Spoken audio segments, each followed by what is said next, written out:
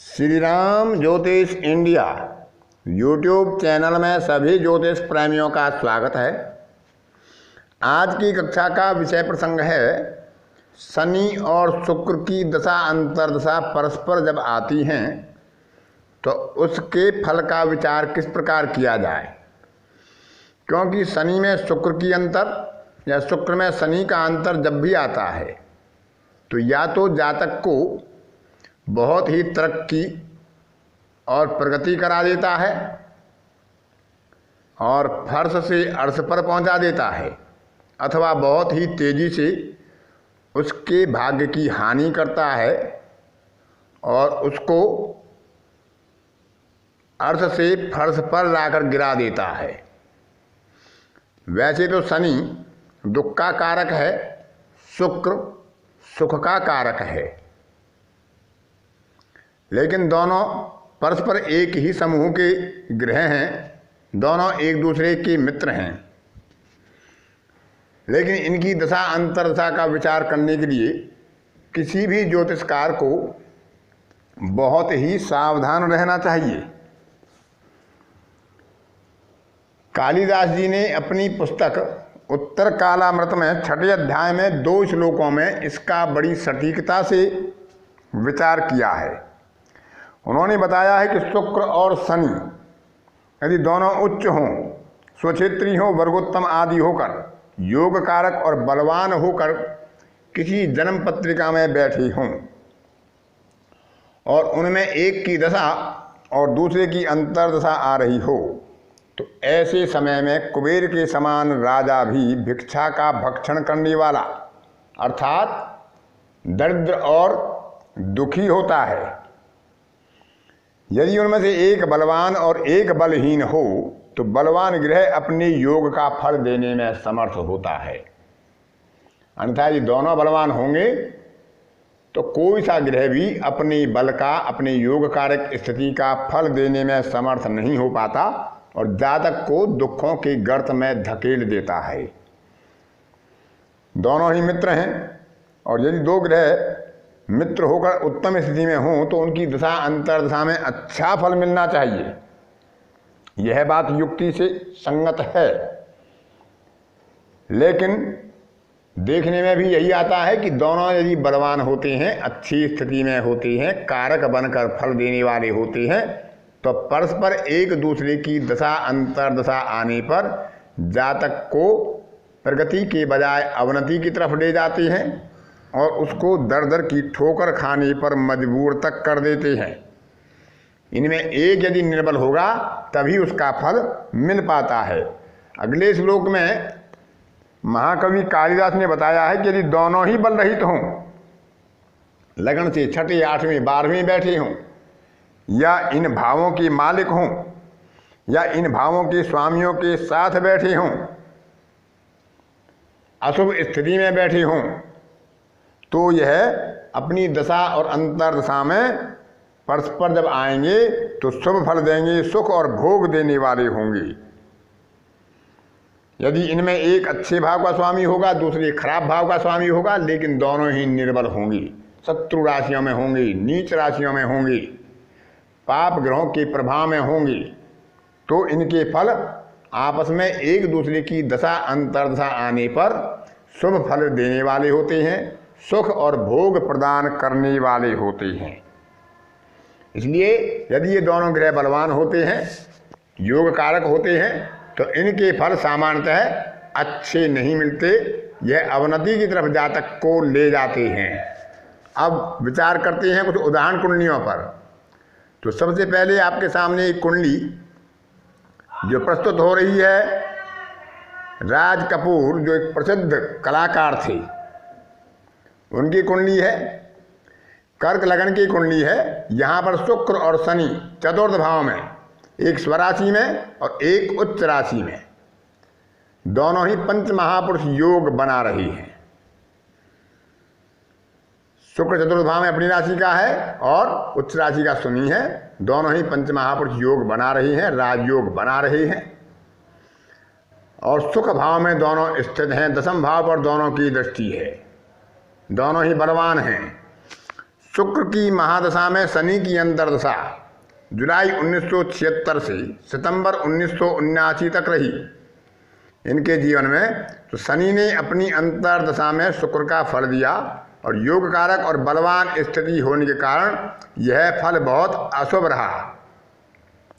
उस समय इनकी फिल्में लगातार पिटती रहीं और इन्हें उसका कोई लाभ नहीं हुआ और ये महान धनी होने के बावजूद उस समय में कर्ज में डूब गई। उसके बाद मेरा नाम जोकर एक फिल्म इन्होंने जारी की, उससे इन्हें उम्मीद भी बहुत थी। फिल्म में बहुत कुछ था, गीत भी, संगीत, कहानी, अच्छा निर्देशन, फिर भी फिल्म नहीं चल पाई। तो उस समय में जब दशा इनकी दोनों उच्च के और 84 के शुक्र और शनि की दशा अंतरदशा परस्पर चल रही थी तो इन्हें अर्थ से फर्श पर ला दिया।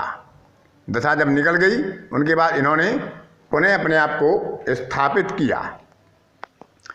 दूसरी जन्म पत्रिका आपके सामने है, यह भी कर्क लगन की है। भारत की भूतपूर्व प्रधानमंत्री श्रीमती इंदिरा गांधी की है। शनि की महादशा में जब शुक्र की महादशा आई थी तो उससे पहले इन्हें पराजय का सामना करना पड़ा था। जेल यात्रा, संसद में अपमानित होना आदि घटनाएं हुई और लोगों को लगने लगा था कि अब इनका राजनीतिक कैरियर समाप्ति की तरफ है।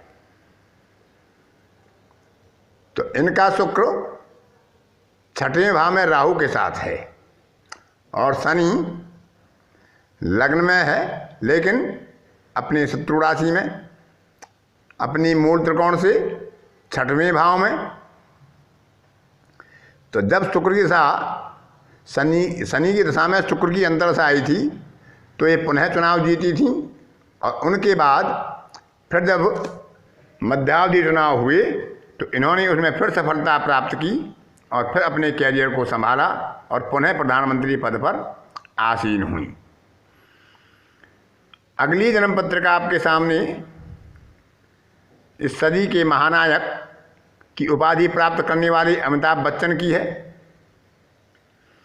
इसमें शुक्र नीच राशि में बैठा है, अष्टम भाव में बैठा है भाग्य से होकर, सूर्य और मंगल के साथ बैठा है और इसके कारण शनि इनका लग्ने से होकर अपनी मित्र राशि में चतुर्थ भाव में बैठा है। तो इन्हें शनि की महादशा में शुक्र की अंतर्दशा नवंबर 77 से जनवरी 1981 तक रही थी। इन 3 वर्षों के दौरान इनकी अनेकों फिल्में लगातार सफल होती गईं और इन्हें सफलता मिलती गई। इनकी शुरुआती फिल्मों से जो आलोचनाकार थे वो अनुमान लगाते थे कि यह फिल्मी जगत में नहीं चल सकेंगे, सफल नहीं हो पाएंगे। लेकिन जैसे ही शनि में शुक्र की अंतर्दशा आई थी, शुक्र ने शनि का फल दिया और सबको अचंभित करते हुए ये अपनी सफलता पर आगे बढ़ते गए। क्योंकि इनका शुक्र नीच राशि में था, शुक्र के साथ अस्त था, लेकिन शनि चतुर्थ भाव में स्थित होकर योग कारक बन गया था। इसलिए शनि यहाँ योग कारक था, शुक्र पाप प्रभाव में कमजोर था और एक कमजोर और योग कारक होने से शनि में शुक्र की अंतर्दशा ने इनके जीवन में अभूतपूर्व सफलता इन्हें प्रदान की थी। तो अनुभव में भी यही सामने आता है कि जब शनि और शुक्र की महादशा में आपस में एक की दशा हो, दूसरे की अंतर्दशा हो, तो उस दौरान कुछ विशेष घटनाएं घटित होती हैं। यदि जन्म चक्र में दोनों ही योग कारक और बलवान होंगे तो अशुभ फल प्राप्त होते हैं। यदि दोनों अयोग कारक और बलहीन होंगे तो शुभ फल प्राप्त होते हैं। यदि एक बलहीन और एक बलवान और योग कारक होगा तो अभी अपनी दशा अंतर्दशा में अच्छे फल यानी राजयोग ही प्रदान करते हैं। यानी शनि की महादशा में शुक्र की अंतर्दशा हो, चाहे शुक्र में शनि की अंतर्दशा हो, तो यह एक दूसरे के फलों को प्रदान करते हैं। जो कमजोर ग्रह होगा वह योग कारक ग्रह के फल को प्रदान करेगा और ये दोनों ही कमजोर होंगे तो दोनों अपने अशुभ फल नहीं दे पाएंगे और जातक अपने अन्य राजयोगों का भरपूर उपयोग कर पाएगा। इसलिए जब भी शुक्र और शनि की परस्पर दशा अंतर्दशा का विचार किया जाए तो इनकी स्थिति का विशेष विचार कर लेना उचित रहता है, क्योंकि दोनों यदि योग कारक होकर बलवान हो गए तो इनकी परस्पर आने वाली दशा अंतर्दशा शुभ फल नहीं देने वाली होती है, अशुभ फलों की भरमार कर देती है। इसलिए शुक्र और शनि की परस्पर दशा अंतर्दशा में किसी भी ज्योतिषकार को या किसी भी फलादेशकर्ता को सावधान रहना चाहिए और इनकी स्थिति का अवलोकन कर लेना चाहिए। तो इस प्रकार से आज की कक्षा में इतना ही। अन्य किसी कक्षा में फिर किसी नए विषय के साथ आपसे मुलाकात होगी। तब तक के लिए अपनी वाणी को विराम देता हूँ। धन्यवाद।